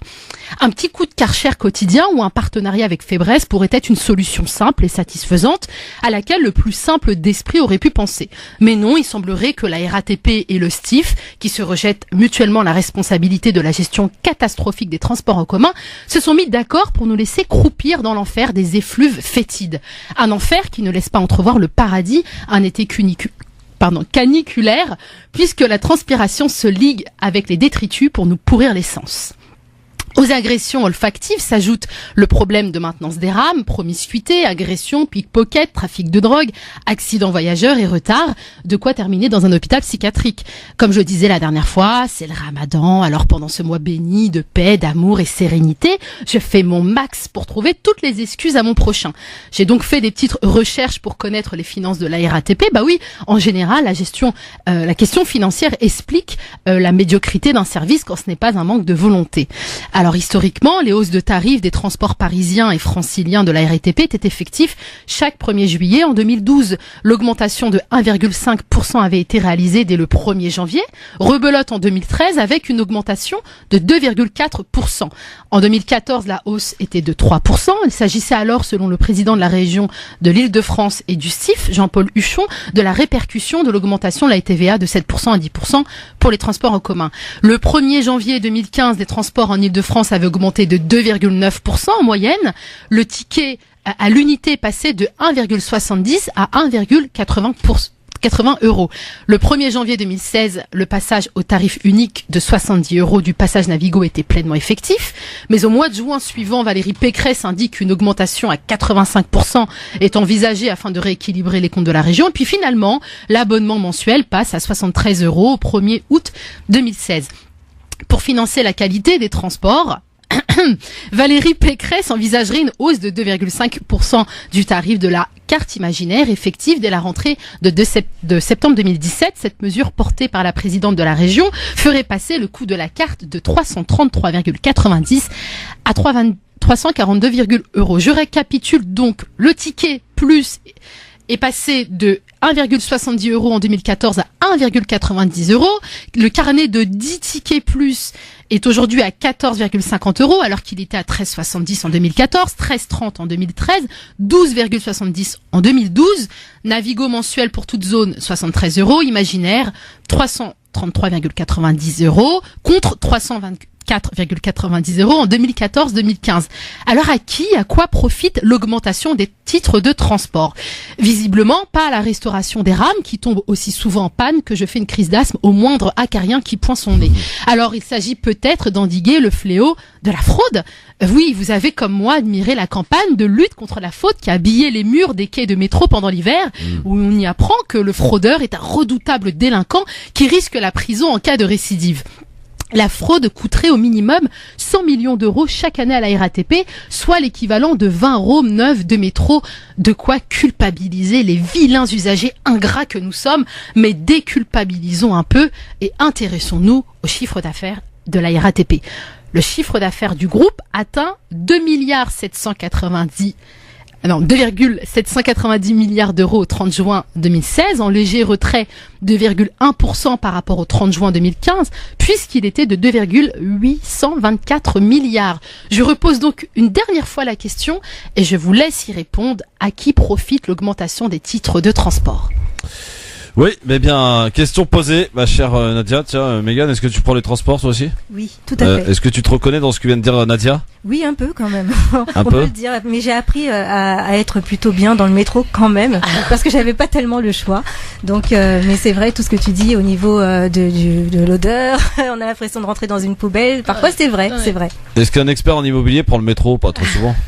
Mais bien sûr, on a pris ensemble déjà le métro, Christophe. Oui. Mais à mon avis, t'as entendu 2 milliards, tu risques de demander un transfert à la RATP, parce que là, t'as entendu beaucoup de sous là pour le coup. Oui, c'est vrai que ça fait beaucoup de sous. Et beaucoup de chiffres là. J'aurais dû peut-être élaguer tout ça un peu, mais. Oui, mais il y a un projet de remodeler, de revoir le pass Navigo en faisant payer plus cher par rapport au kilomètre, parce que c'est ce qu'est en train de préparer Madame Pécresse en ce moment, dire que on n'aura plus un prix unique. C'est-à-dire, plus vous habiterez loin et plus vous paierez cher. Donc on revient à ce qu'il y avait. On revient à ce qu'il y avait à l'époque. Avant. Ouais. Voilà. Alors qu'elle aurait pu tout simplement subventionner les banlieues, par exemple, au lieu. Les banlieues, c'est vrai que les gens qui habitent loin n'ont pas forcément les moyens de pouvoir habiter à Paris et donc ont forcément moins de moyens financiers pour pouvoir se loger et par conséquent vont aller beaucoup plus loin. Alors on file tout de suite pour les législatives du côté des Bouches-du-Rhône pour y accueillir un candidat dans la 11e circonscription des Bouches-du-Rhône, Monsieur Mohamed Lakila. Bonjour Mohamed Lakila. Oui, bonjour. Bonjour à tous. Bienvenue sur France Maghreb 2. Alors vous êtes encarté En Marche. Vous représentez en fait le mouvement d'Emmanuel Macron, la République En Marche. La République En Marche pour la 11e circonscription, effectivement, des Bouches-du-Rhône. Alors, est-ce que vous pouvez vous présenter un petit peu aux auditeurs et en particulier aux Marseillais qui vous écoutent? Alors, je m'appelle Mohamed Lakila, moi je suis marié, j'habite la circonscription, donc Cabriès-Calas, qui est tout proche d'Aix-en-Provence. Je suis expert comptable et commissaire aux comptes de métier. J'ai été président de l'Ordre des experts comptables pendant 4 ans et actuellement je préside la Fédération des experts comptables et commissaires aux comptes de France depuis 3 semaines. Et puis, pour l'instant, je marche surtout, je fais campagne sur ma circonscription qui est détenue par un député depuis 6 mandats aujourd'hui. Il se présente pour la 7e fois. Qui est ce monsieur député? Christian Kert. Couleur politique? LR. Les Républicains. Voilà. Très bien. Pourquoi alors d'abord, est-ce que c'est une première aventure en politique, Mohamed Lakila, pour vous? Écoutez, ma première aventure, elle date de quelques années en arrière. En 2001, j'avais été élu et j'ai été adjoint en charge du développement durable, des espaces verts, et donc une thématique aussi qui m'intéresse puisque j'ai présidé au niveau national le comité RSE, responsabilité sociale des entreprises, et du club développement durable pour la profession des experts comptables. Alors, Mohamed Lakila, pourquoi avoir fait le choix de rejoindre la République En Marche? Vous auriez pu rejoindre un autre parti. Pourquoi celui-là? Parce que c'est tendance, parce que c'est la couleur politique du moment? Non, c'est pas du tout ça. Alors moi, j'ai été intéressé par le sujet et dès 2007 avec Bayrou, qui avait eu, je pense, l'idée un peu trop tôt, disons, il avait eu raison un peu trop tôt, qui voulait dépasser les clivages politiques. Et c'est ce qui m'intéressait un petit peu, c'est ça, c'est le centre avec un dépassement des clivages politiques. Alors je vais vous faire une petite confidence. Vous savez, le matin, je me lève, parfois du pied droit, parfois du pied gauche, et finalement, c'est comme ça que je suis un peu en équilibre. Donc aujourd'hui, justement, ce rassemblement prôné par Emmanuel Macron, c'est dépasser les clivages. Il y a des idées qui sont intéressantes, qu'elles émanent de la droite, de la gauche. On voit que d'ailleurs, dans les propositions que nous faisons, on rétablit l'exonération des cotisations sociales pour les heures supplémentaires. Donc ça, c'était une mesure qui datait de Sarkozy. Elle avait été abandonnée sous le gouvernement, le précédent gouvernement. Là, ça revient. Donc ça veut dire tout simplement que la bonne idée ou les bonnes idées, elles doivent transcender les clivages. Et aujourd'hui, avec le gouvernement qui est mis en place, avec un président qui a cassé un petit peu, je dirais, ces clivages, c'est ce qui m'a intéressé d'ailleurs dans le projet Macron. Et aujourd'hui, effectivement, je me sens bien dans ce projet de la République En Marche. Très bien. Alors, on va parler un peu du programme. Première question. D'abord, une question. Est-ce qu'il y a eu un sondage de fait sur votre circonscription? Écoutez, il y a eu un premier sondage, mais c'est un petit peu comme tous les premiers sondages. Ça donne quoi? Il y a des tendances, effectivement, avec un vote favorable pour la République En Marche. Mais bon, les sondages restent des sondages. Moi, je vois simplement sur le terrain, dans notre circonscription un peu particulière, où il y a des secteurs comme les Pennes Mirabeau, comme le Septem, où ça a voté majoritairement, y compris au deuxième tour pour Marine Le Pen. Alors aujourd'hui, il y a des gens qui souffrent, qui votent aux extrêmes, que ce soit l'extrême gauche ou l'extrême droite, et ces gens-là, ils ont besoin d'entendre un autre son de musique. Ouais. Et ce son, c'est la parole que je porte auprès de ces gens qui souffrent, pour les rassurer en matière de délinquance, parce que ça existe aussi, avec ce qui est aujourd'hui proposé par Macron, avec la tolérance zéro, c'est-à-dire l'amende payable sur le champ, avec des mesures concrètes pour améliorer le pouvoir d'achat, et notamment la suppression de la taxe d'habitation pour 80% des Français. Ça, sur le terrain, c'est bien reçu pour la plupart, en tout cas, de ceux qui souffrent, qui malheureusement ont des pouvoirs d'achat très limités. Quand ils voient 1200 € de supprimer du jour au lendemain, ça leur donne un peu plus d'espoir. Et vous parlez pas de l'augmentation de la CSG, peut-être? Alors, la CSG, vous savez, c'est assez mal expliqué aujourd'hui aux Français. Ouais. La CSG, elle va toucher le capital, elle va toucher bien évidemment des retraités, mais pas des retraités modestes. Et ce que la droite, en tout cas, pousse à ce niveau-là, c'est plutôt la TVA. Sauf que la TVA, juste le rappeler à nos auditrices et auditeurs, elle touche tout le monde, c'est-à-dire le plus pauvre, celui qui achète la baguette de pain, celui qui achète des pâtes, etc. Donc ça touche tout le monde. Alors que là, c'est quand même assez concentré sur des revenus assez conséquents, et notamment le capital. Monsieur Zébélius, Jean-Marc à l'appareil, j'ai juste une question à vous poser. Concrètement, oui. On connaît le projet national, on en a quand même répété, rabâché. Concrètement, vous, qu'est-ce que votre candidature sur la circonscription va apporter de plus? Qu'est-ce que vous voulez apporter de plus? Mais pourquoi il faut voter Lakila, concitoyens? Qu'est-ce que vous distinguez personnellement, en fait. Qu'est-ce que vous allez faire de plus? Personnellement, qu'est-ce que j'apporte? J'apporte effectivement cette fraîcheur à la vie politique. Moi, je considère que la politique, un mandat, c'est pas un métier que d'être député. Je suis d'accord. Voilà, c'est pas un métier. Or, aujourd'hui, beaucoup, malheureusement, vivent de ça. C'est parce que vous en vivez pas encore, vous dites ça. Député pour vivre. Donc moi, j'ai mes propres affaires, et je considère que, à travers mon expérience, j'ai beaucoup reçu de l'école publique, de la République. Et à un moment donné, j'ai envie de redonner tout ce que j'ai reçu. Alors pendant 5 ans, je vais me consacrer à ce mandat pour apporter de nouvelles idées, pour apporter aussi l'expérience de l'entreprise. Dans ma circonscription, je suis peut-être le seul à comprendre la TPE et la PME. Oui, c'est normal, vu votre métier. Ben oui, bien évidemment. Je n'ai pas besoin, moi, de loi de moralisation pour savoir ce que c'est qu'une déontologie et une éthique. Donc tout ça, c'est un plus, à mon avis, pour la vie aujourd'hui publique. Voilà, donc c'est un petit peu toute cette expérience que j'aimerais mettre à disposition, je dirais, de mon pays. D'accord, mais qu'est-ce qu'a besoin aujourd'hui votre circonscription? Quelle est la voie? Qu'est-ce que vous allez apporter à cette circonscription? La voix que vous allez porter au Parlement? On confond souvent le rôle d'un député avec celui d'un maire ou d'un adjoint dans une mairie, etc. Un élu de la République, il est là pour voter des lois. Il est là aussi pour apporter soit son soutien ou en tout cas critiquer quand c'est pas bon pour un gouvernement. Donc c'est des lois qu'on vote pour la République. Oui, pour la République. Pour tout le territoire, y compris l'outre-mer. Oui, pour la circonscription, bien évidemment, c'est bien de connaître son territoire. J'ai fait le tour des mairies, j'ai discuté avec les maires et aujourd'hui, par exemple chez nous, la problématique numéro 1, c'est le transport. L'autre problématique, c'est la sécurité et tous les maires voudraient avoir chez eux un commissariat de plein pouvoir. C'est aussi l'environnement avec la métropole chez nous qui se met en place et qui a besoin d'être accompagnée. Il vous appartient de faire remonter aussi toutes les demandes, toutes les doléances faites de votre circonscription, de le faire entendre à l'Assemblée. Pas uniquement les doléances, mais d'accompagner les projets structurants là où l'État doit intervenir. Bien évidemment, c'est le rôle du député sur une circonscription, c'est d'accompagner, de travailler avec les élus locaux pour faire en sorte que sur les projets structurants, ils soient accompagné en tout cas au plus haut niveau. Alors, Mohamed Lakila, votre 11e circonscription des Bouches-du-Rhône, c'est quoi, Aix-en-Provence Alors, je vous rappelle donc Septem-les-Vallons, c'est au nord de Marseille, c'est les Pennes Mirabeau, c'est Aix-en-Provence, mais sud-ouest, donc à partir du Jas de Bouffan, c'est Calas-Cabriès avec Pente-Campagne et les Milles, Aix-les-Milles, et ça va jusqu'à Aiguille autour. Voilà, bonne chance, Mohamed Lakila. Bonne chance en tout cas pour ce premier tour. Vous espérez être au deuxième?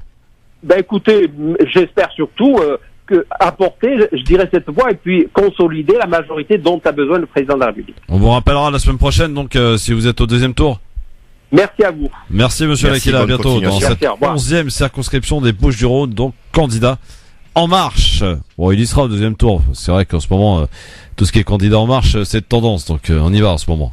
Allez, alors on va passer maintenant, avant de parler avec Mégane, de styliste, puisqu'elle est styliste, donc de petite taille, de tenue pour petite taille, puisque c'est en effet de cela qu'elle est venue nous parler aujourd'hui sur France Maghreb 2. Juste avant, on va accueillir notre ami Zébélius, Jean-Marc, pour... Faut pas m'accueillir, je suis déjà là. Oui, pour son avis tranché. Hein, impitoyable, Jean-Marc. Ah oui, non mais... Quand t'as Zébélius à l'antenne, le soir, je rentre, ma femme me dit qu'est-ce qui se passe, t'as eu une journée harassante? Je dis oui, non, plus qu'harassante. Mais tu sais très bien qu'on s'aime. Mais oui, c'est beau, ça se sent. Voilà. Bon, après c'était cette petite aparté, on va donc passer à l'avis tranché de notre ami Jean-Marc Zébélius, qui souhaite donc faire un complément concernant son avis tranché de l'autre fois, donc pas plus tard que lundi dernier, sur le Yémen, mon cher Jean-Marc. Oui, tout à fait. J'ai pas de jingle. Oui, vas-y, si tu veux, allez, jingle. 5, 4,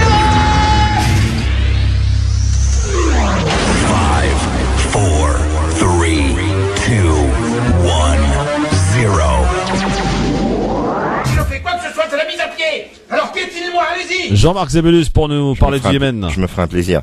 2000, alors je reviens sur le conflit du Yémen parce qu'on risque d'avoir une famine sans précédent dans cette région par rapport à tous ces problèmes de guerre.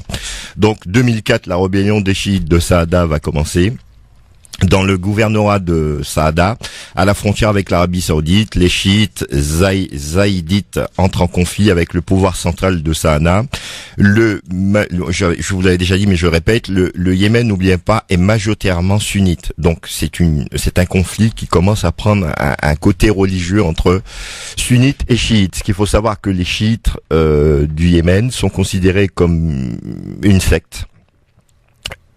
Donc 40% de la population, ces derniers estiment mis à l'écart de la vie politique et économique. Suite à ça, ils vont faire un soulèvement.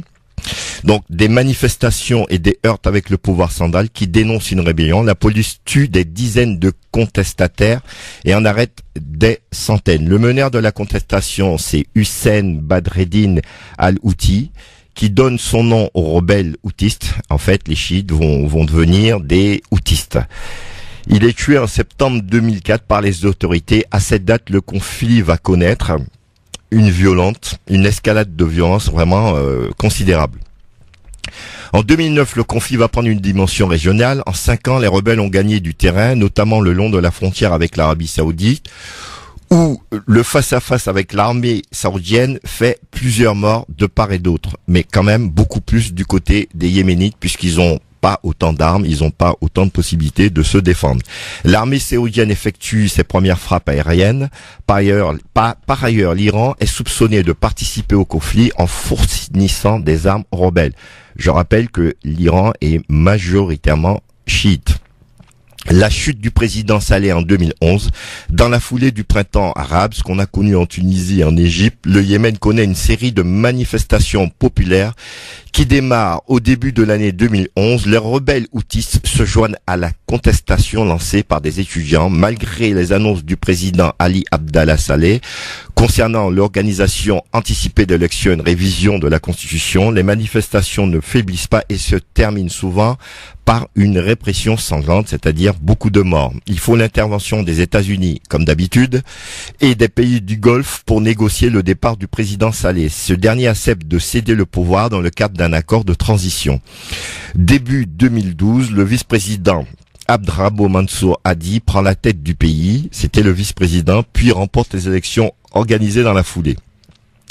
Pendant cette période, Al-Qaïda dans la péninsule arabique profite du chaos pour étendre son influence territoriale. Mais on se demande qui domine, qui conduit, qui dirige cette Al-Qaïda. Les houthis rejettent le projet de fédération. On voulait faire une fédération justement avec les différentes tribus. En janvier, l'instance chargée du dialogue national préconise de transformer le pays en État fédéral composé de 6 provinces.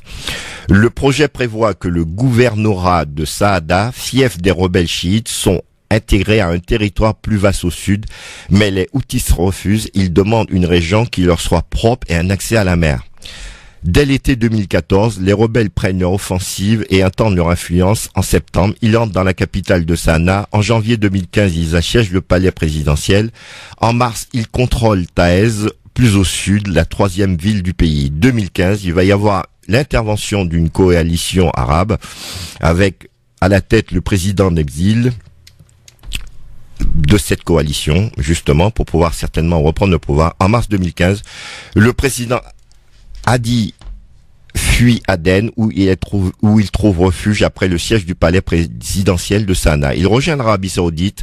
Dans la nuit du 25 au 26 mars, l'armée saoudienne à la tête d'une coalition arabe, soutenue par les États-Unis pour ne pas changer, bombarde le palais présidentiel déserté, l'aéroport international, une base militaire et le bureau politique rebelle. Le président iranien condamne une agression militaire, une démarche dangereuse.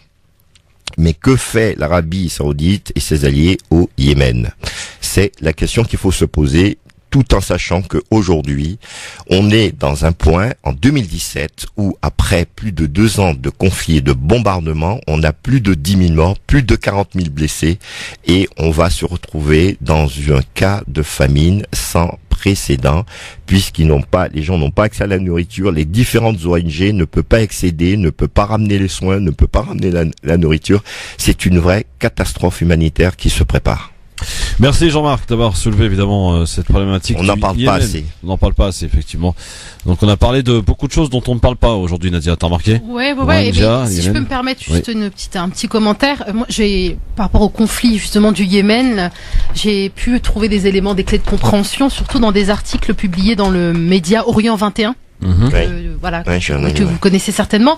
Et je me souviens, alors là je pourrais pas restituer le propos du journaliste, mais il disait que c'était un conflit qui dépassait le clivage sunnite-chiite et que c'était beaucoup. Non, ils l'ont ramené sur ce. Ouais, ils l'ont ramené comme souvent au Liban, tribal, mais en vérité, c'est un conflit tribal qu'ils ont ramené sur le plan religieux entre chiites et sunnites. Pourtant, c'est la même religion. Mais c'est vrai, c'est très juste ce que tu dis, que tu as souligné. Merci à vous deux. En tout cas, dans un instant, on va parler un peu de mode. Tiens, des petites tailles, des femmes de petite taille. Non, pas de petite taille. Si, de petite taille. Non, petite taille, ça veut dire qu'elles font 1m50. Là, on parle de la taille, le tour de Voilà. Alors, je vais m'expliquer. Vous expliquez. Donc, si je peux en parler une dans mon émission, ça serait bien. Non, il y a pas moyen. Dans un instant, on va parler des femmes de petite taille. Vous êtes de petite taille et vous avez été évidemment empêché d'avoir été, d'accéder à la mode, comme beaucoup de petites filles ont rêvé, eh bien, Mégane a pensé à vous. C'est ça qui est formidable. À tout de suite. À suivre aussi les coups de cœur. Et puis, on aura le temps de j'aime ou j'aime pas, on le fera avec Mégane aussi, à suivre sur France Maghreb 2. France Maghreb 2. France Maghreb 2.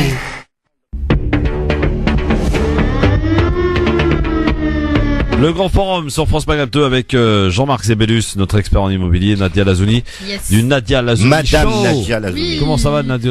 Mais ça va. Là, on a une petite pause, un petit temps de pause. Enfin, on travaille sur le contenu des prochaines émissions.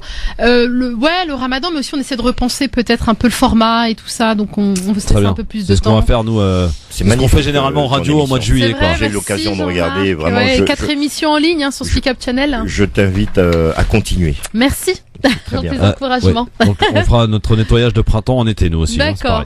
Alors on a avec nous une styliste qui s'appelle Mégane Monatus. Qui a été fort patiente depuis tout à l'heure. Qui a été super patiente. Merci à toi Mégane. Ça va, tu te sens bien? Oui, très bien, merci. Bon accueil. Formidable. Super. On est comme ça ici. Alors ma chère Mégane, est-ce que tu peux présenter un petit peu aux auditeurs ce que tu es venu défendre aujourd'hui?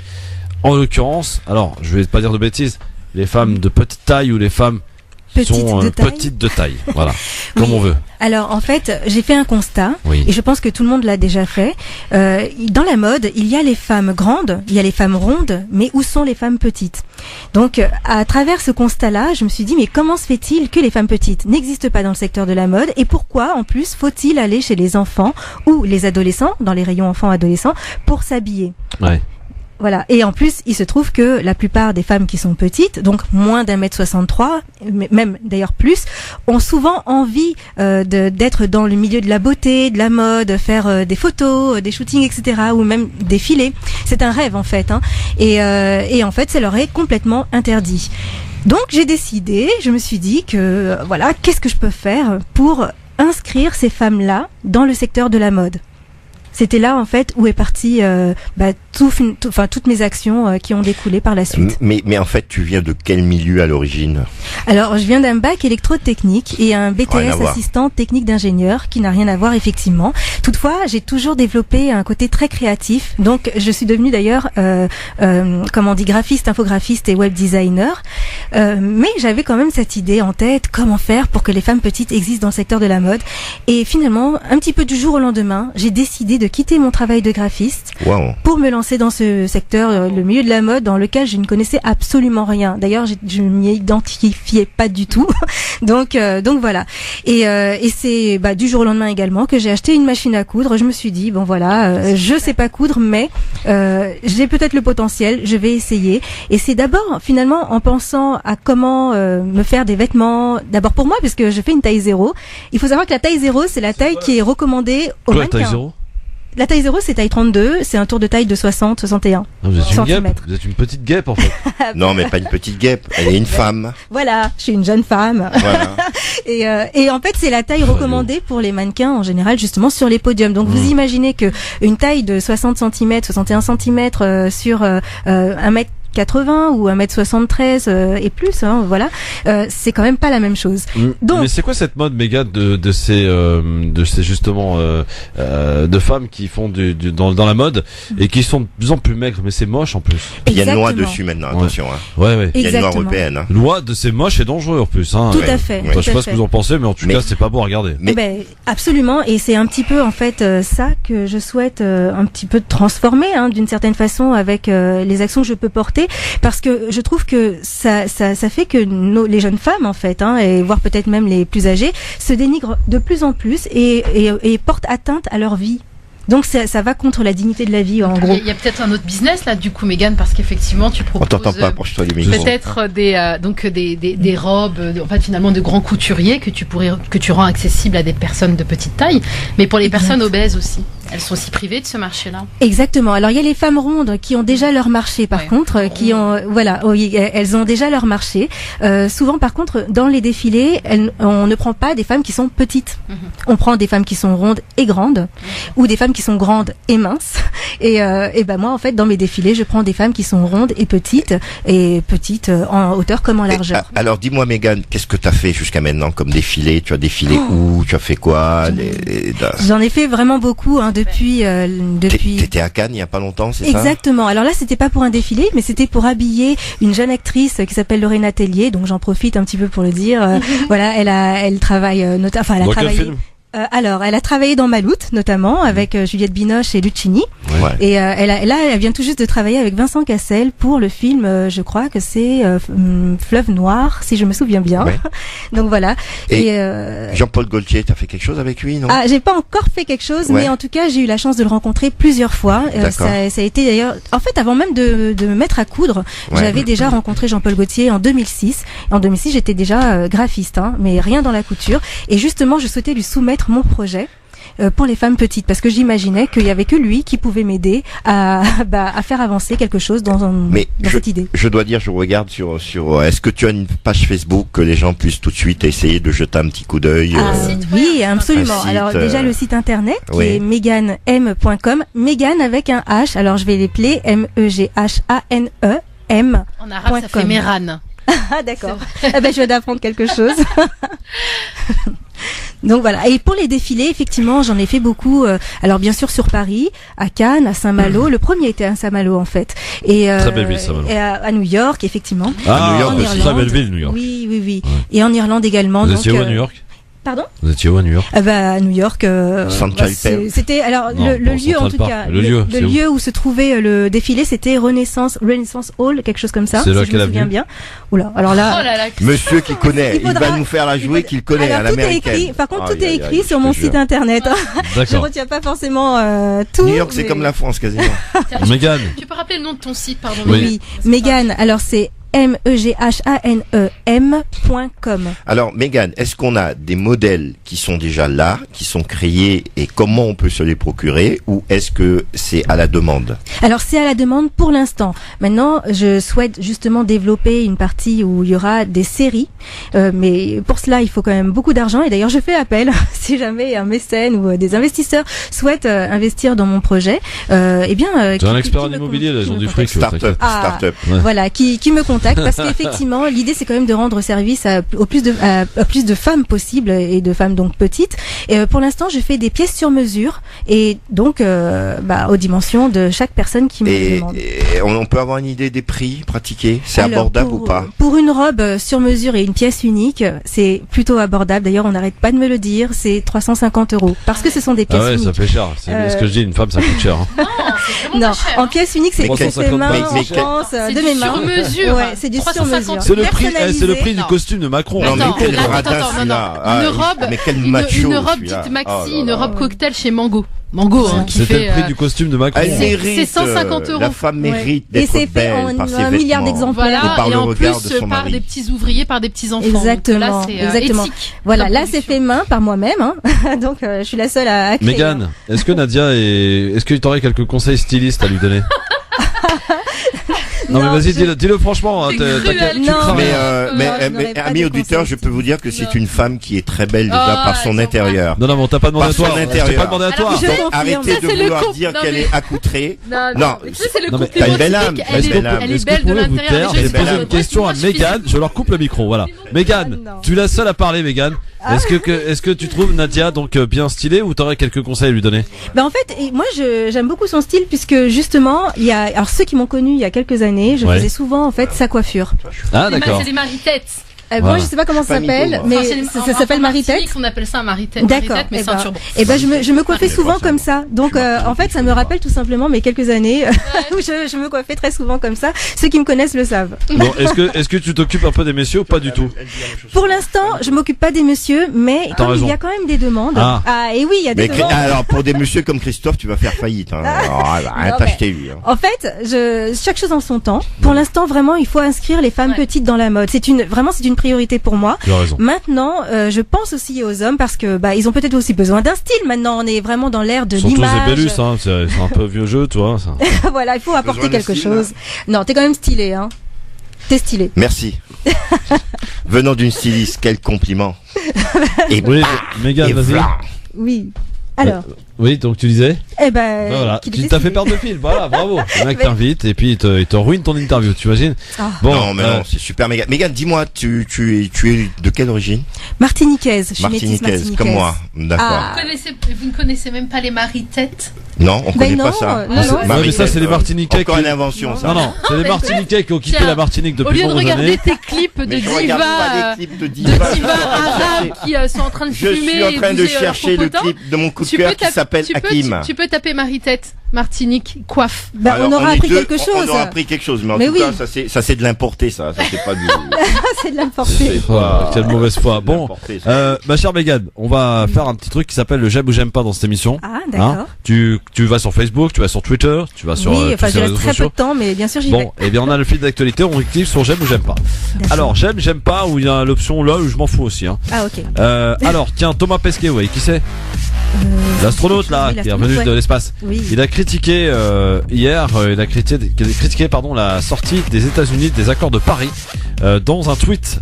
J'aime ou j'aime pas la sortie de Thomas Pesquet sur. Je m'en fiche. T'en fiches, d'accord, Jean-Marc. Royal. Franchement, lol. D'accord.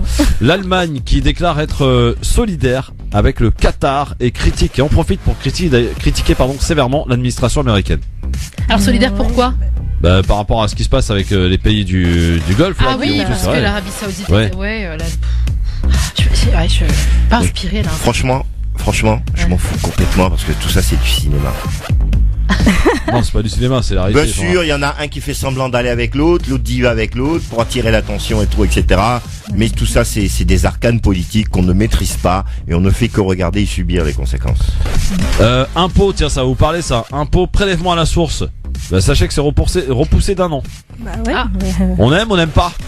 Ça t'arrange, hein, Christophe? Moi, j'aime pas. Moi, je préfère que ce soit prélevé à la source, comme ça, je suis tranquille. Il n'y a pas d'échéance, etc. Se précipiter à envoyer sa déclaration. Donc voilà. Mais je pense qu'ils ont aussi un intérêt à avoir repoussé justement, parce qu'il y a beaucoup de retardataires la mise en place de personnes amnésiques comme moi qui oublient. Et donc ils récupèrent des les pénalités que tu récupères. Les pénalités que tu récupères, mais le problème c'est par rapport aux professions libérales, ça va être très compliqué. Donc ça va concerner que les salariés. Ouais. Mais c'est déjà, on peut commencer par là. Enfin, c'est déjà très bien s'ils pouvaient mettre ça très vite en place. C'est le cas en Allemagne. C'est le cas en Allemagne. De payer des amendes, etc. pour ceux qui ne déclarent pas dans les temps. Il faut faire des demandes de remise gracieuse. Il faut un juriste pour écrire ce non, courrier. C'est pas compliqué, ça. Ouais. Alors, on continue avec donc ce j'aime ou j'aime pas. Tiens, on a du Jean-Luc Mélenchon qui considère que Macron prépare un coup d'État social. Alors, lol, je m'en fous, j'aime ou j'aime pas. La déclaration de Jean-Luc Mélenchon hier soir dans le journal de TF1. Bah c'est un coup d'État social, c'est ce que tous les commentateurs politiques disaient aussi, enfin que la politique, qu'au niveau social en tout cas on allait régresser avec Macron, donc il l'a verbalisé autrement. Mais c'est un peu tôt, je pense. Hein. Non, c'est pas un peu tôt, on le sait, le programme est là, on le sait très bien ce qui va se passer. Il faut arrêter de dire aux gens. Là aujourd'hui, on a un gouvernement provisoire. On va avoir des élections. Voilà, tout de suite, on va avoir une assemblée, une majorité qui va se dégager. Suite à ça, on va avoir des nominations. Pour l'instant, c'est encore un peu tôt. Il faut, je pense, laisser cet homme au moins 6 mois pour pouvoir voir quelle est l'orientation réelle qu'il va prendre.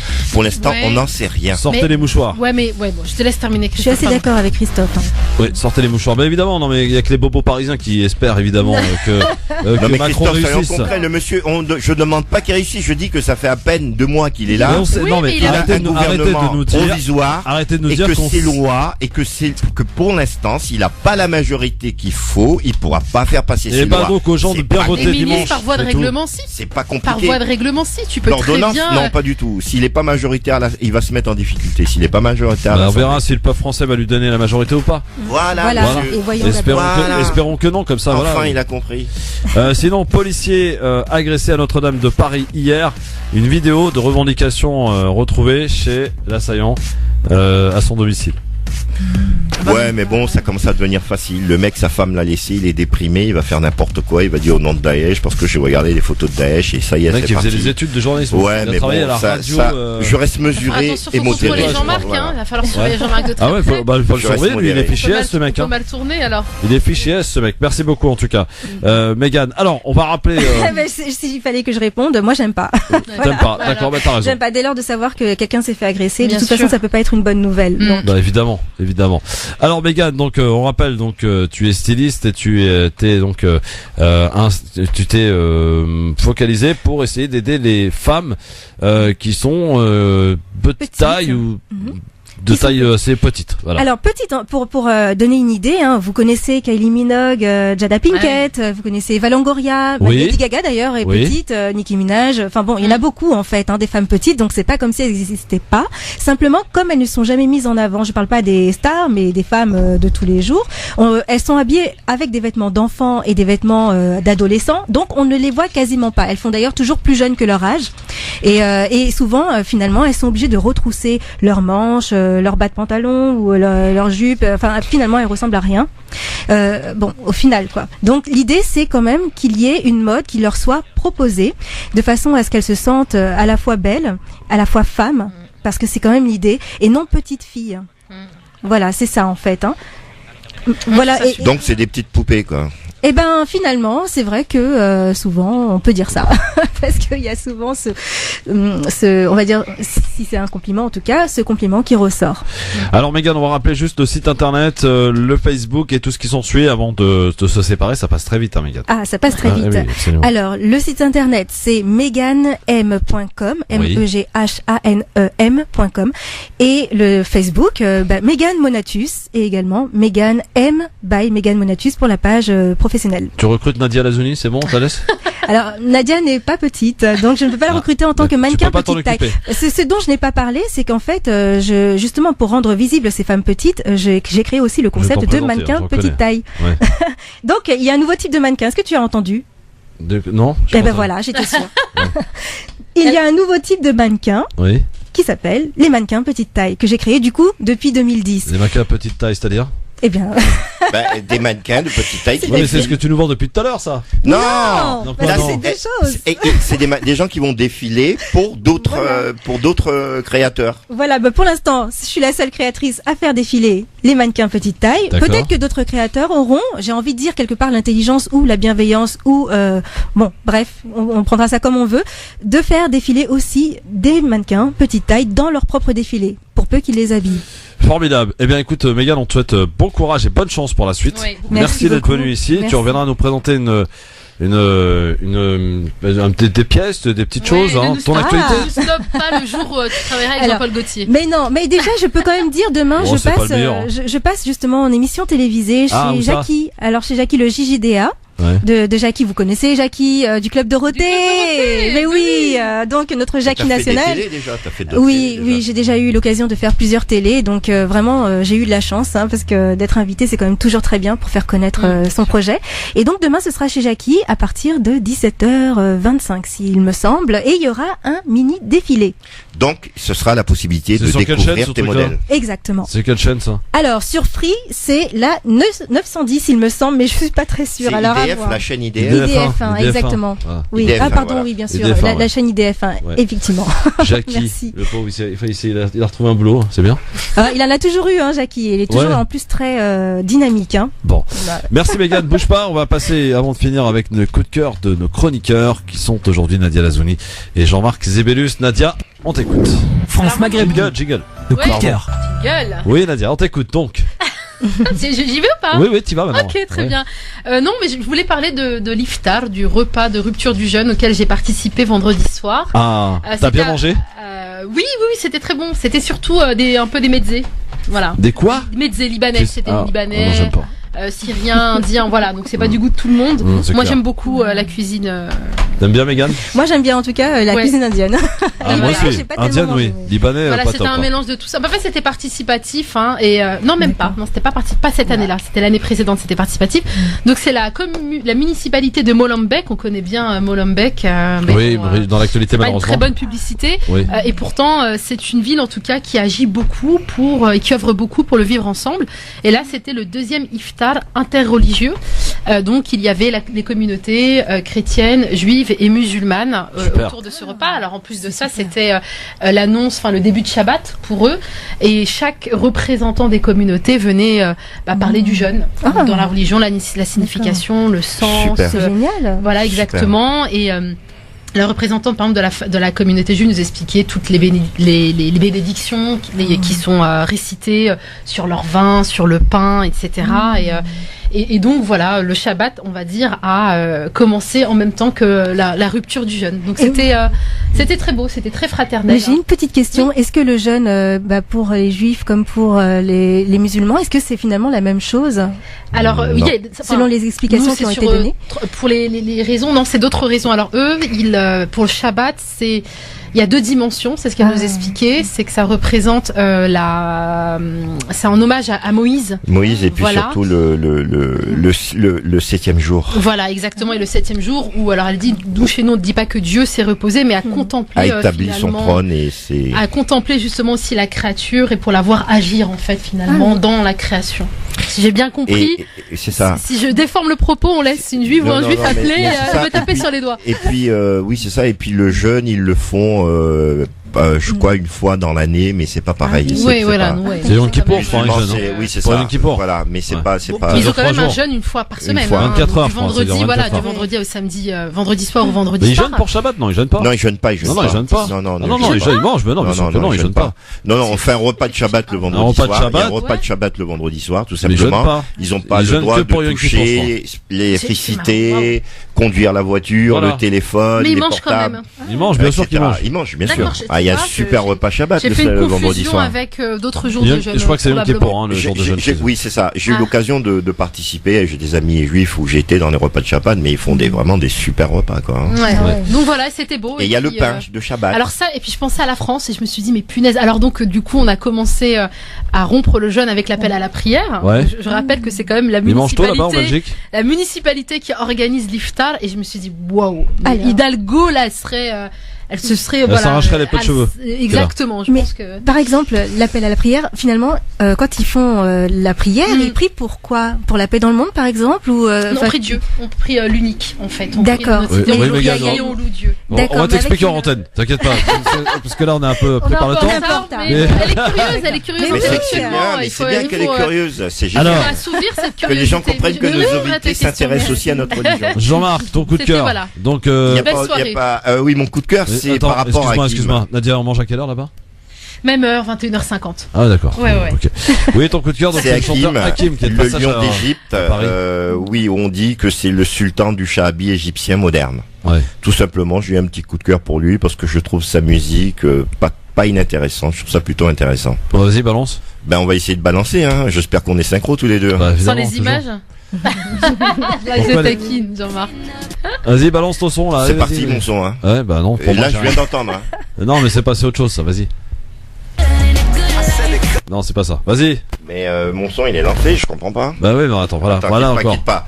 30 secondes. Ça préfère regarder des clips bizarres. On regarde pas les clips bizarres. Bon, en attendant, à quand un iftar interreligieux ou peut-être que ça existe déjà. Ça existe déjà. Ouais, c'est Coexisté qui fait ça. Ils font ça beaucoup à Orléans. Ouais. Ils font beaucoup ça à Orléans. Si, ils sont dans le discours interreligieux avec l'évêque, on y était d'ailleurs il y a pas longtemps. Ils sont très dans ce truc. Ça, c'est génial. Et y compris aussi à Villeurbanne avec le recteur de la mosquée, l'imam Gassi, qui est aussi beaucoup dans ce discours d'ailleurs. 51, je suis désolé mon cher Jean-Marc. Le coup de cœur, ce sera pour une prochaine comme d'hab. Ça fait mon 5e coup de cœur comme ça. Qui postpone. Ça t'apprendra.